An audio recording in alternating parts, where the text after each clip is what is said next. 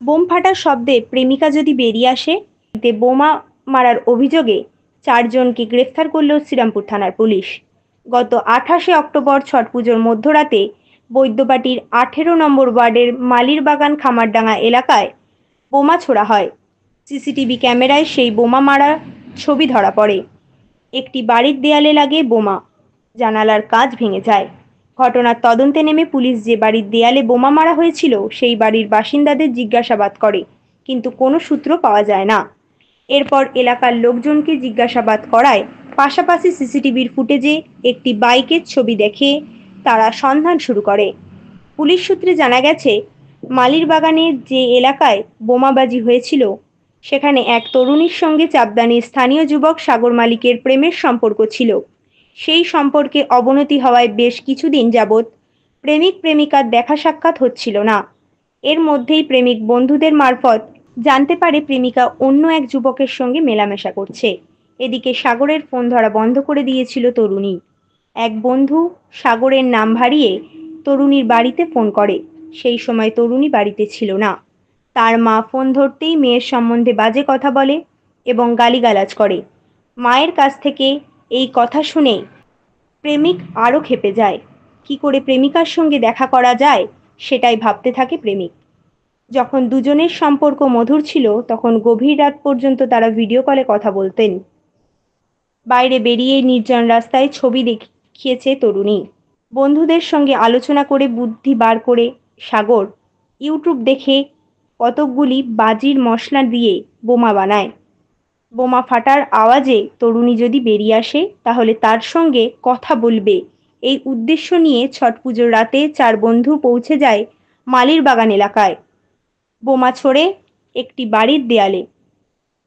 এতটাই জোরে শব্দ হয় যে তারা নিজেরাই ভয় পেয়ে পালিয়ে যায়। পুলিশ ওই তরুণীর সঙ্গে সাগরের সম্পর্কের কথা জানতে পেরে তার খোঁজ শুরু করে। পাশাপাশি বাইকের নম্বর দেখে খোঁজ শুরু করে। সাগর এবং তার বন্ধুদের বাড়ি গিয়ে পুলিশ জানতে পারে যে তারা ঘটনার পর থেকে আর বাড়িতে থাকছিল না। মোবাইল ফোনের সূত্রেও ধরে পুলিশ তাদের ব্যারাকপুর থেকে গ্রেফতার করে। ঘটনার পর 4 বন্ধু কল্যাণীতে পালিয়ে গিয়েছিল বলে জানতে পারে। পুলিশ জানিয়েছে, ধৃত সাগর মালিক, প্রিন্স যাদব, প্রণীত পাল, আয়ুষ যাদব 4 জনেরই বয়স 18 থেকে 20 বছর। আজ তাদের শ্রীরামপুর আদালতে পেশ করা হবে। আমি একটি মেয়েকে ভালোবাসতাম।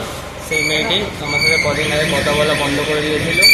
অন্য একটি ছেলের সাথে ঘুরছিল, কথা বলছিল। তো সেই ছেলেটি আমাকে তার ফটো এমনি কথাবার্তা পাঠিয়ে আমাকে বলতো তার নামে আমাকে হিল্লি ওড়াতো, উল্টোপাল্টা তার নামে বলতো আমাকে। তারপর আমি মেয়েটিকে বলেছিলাম যে কেন করলে এরকম, আমার সাথে একবার কথা বলো, না দেখা করে বলো কী হয়েছে। কিন্তু সে শোনেনি কিছু। তারপর আমরা কিছুদিন আগে তার বাড়ির সামনে গেছিলাম একটা বাজি ফাটাবার জন্য। কয়েকটা বাজি মিলিয়ে একটা বড় বাজি বানিয়ে তার বাড়ির সামনে ফাটিয়েছিলাম। ভেবেছিলাম যে সে আসবে হয়তো কথা বলতে রাত্রিবেলা, সেটা আওয়াজ শুনে, কিন্তু তার জায়গায় এরকম বড় জিনিস হয়ে গেছিলো। আওয়াজটা শুনে আমরা নিজেরাই পালিয়ে গেছিলাম ভয়তে। কি নাম তোমার? আমার নাম সাগর।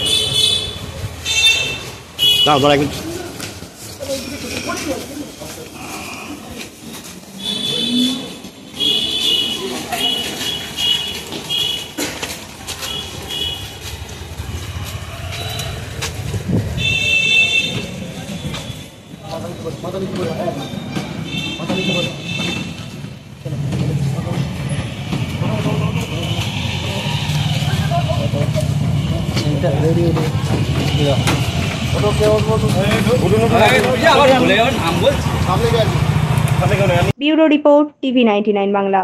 দত্তগিনি ম্যানশন, সেরা গহনার পীঠস্থান। দত্তগিনি ম্যানশন PSI স্বীকৃত। খাঁটি সোনার গহনা এবং রত্ন কিনতে হলে আপনাকে আসতেই হবে দত্তগিনি ম্যানশনে। 187 স্টেশন রোড, বাগবাজার, চন্দ্রনগর।